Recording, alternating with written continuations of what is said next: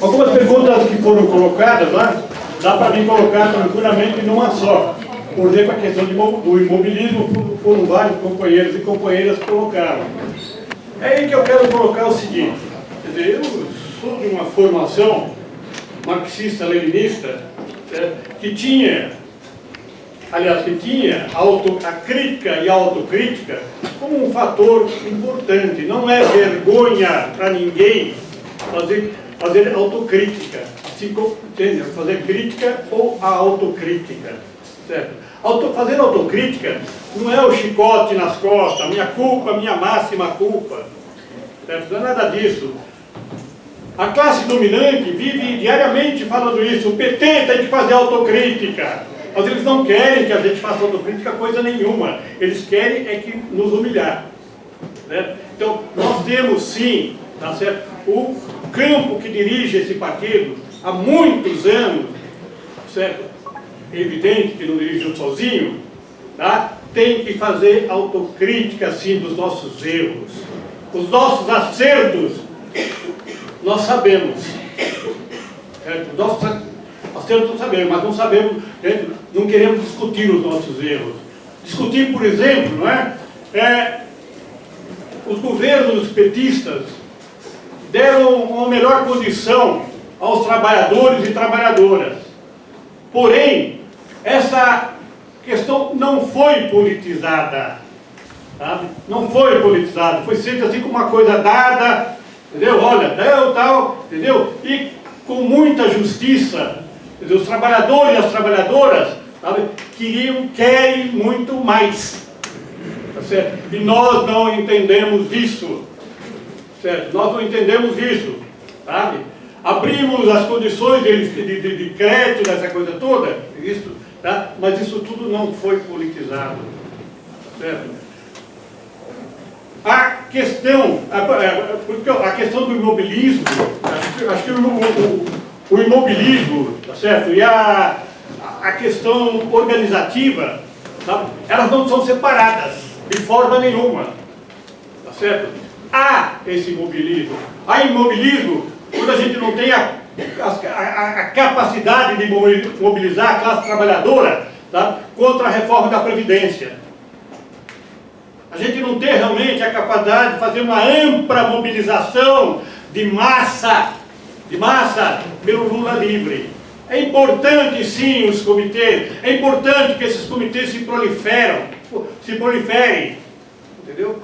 Mas é que não pode ficar apenas entre a gente, entre nós. É preciso que a gente faça um grande esforço, certo? No sentido de que se unifique esses comitês, não é? E a gente possa, muito breve, sabe, mobilizar milhões e milhões pela liberdade do Lula.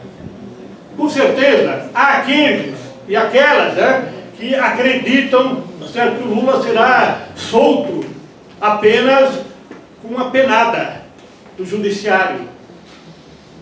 Mas se nós não nos mobilizarmos, ele realmente não sairá tão cedo, certo?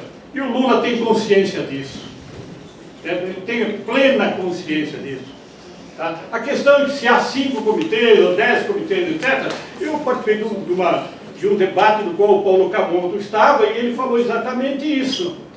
Entendeu? Exatamente isso. Como é que nós queremos o Lula livre se tem 5 comitês em São Paulo? Ah, quer dizer, então há que ter sim, não é isso? Acho que nós temos que sair desse imobilismo, sabe? O companheiro Pedro colocou a questão das chibatadas e colocou por que as chibatadas continuam. A gente vê diariamente, diariamente, certo? O que está acontecendo com a nossa juventude, principalmente a juventude negra, tá? O que está acontecendo no Rio de Janeiro, certo? E em outros locais do país. Tá? Eu queria colocar uma outra questão, além realmente da questão da mídia. Companheiros, eu no começo da minha fala aqui, eu fui o primeiro a falar, não é? Eu coloquei a questão da fala do Bolsonaro ontem, tá certo?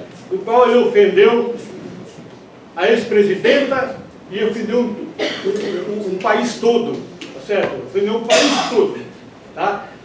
E que a própria direita do Chile, certo, foi contra, criticou a fala de Bolsonaro, né? Porque sabe realmente, não é, o que é, tá certo? O que foi a ditadura Pinochet, assim como nós também sabemos, do qual centenas e centenas de companheiros e companheiras foram mortos, foram assassinados, foram torturados, e que ainda a gente tem cerca de 140, oficialmente, 140 desaparecidos, fora aqueles que estão fora das nossas estatísticas, que foi o massacre dos indígenas, né, nos locais onde se dava a guerrilha do Araguaia. Então são muito mais.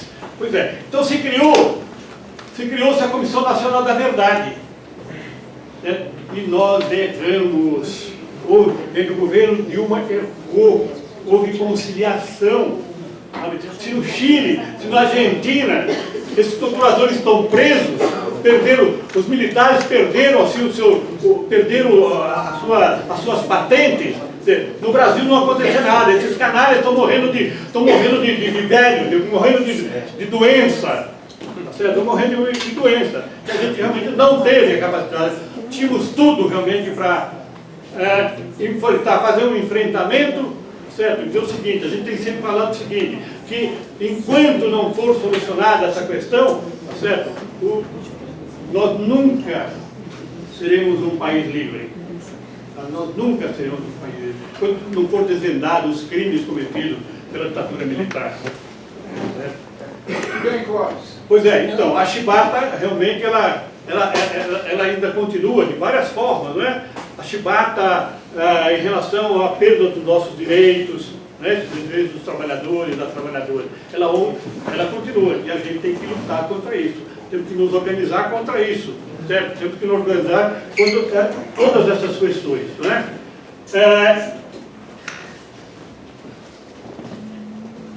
Questão dos ambulantes, eu acho o seguinte, né? A economia informal, acho que em qualquer lugar do mundo, certo? Ela é importante, ela dá condições, ela cria empregos, certo? Ela cria emprego. E aqui no Brasil, em São Paulo principalmente, os nossos governos não souberam lidar muito bem com ela. Não é isso? Não souberam lidar com ela. Então é importante assim que se crie canais, não é? de diálogo entre a direção partidária e os companheiros que trabalham na economia informal, né? Agora só tem economia informal. Isso aí.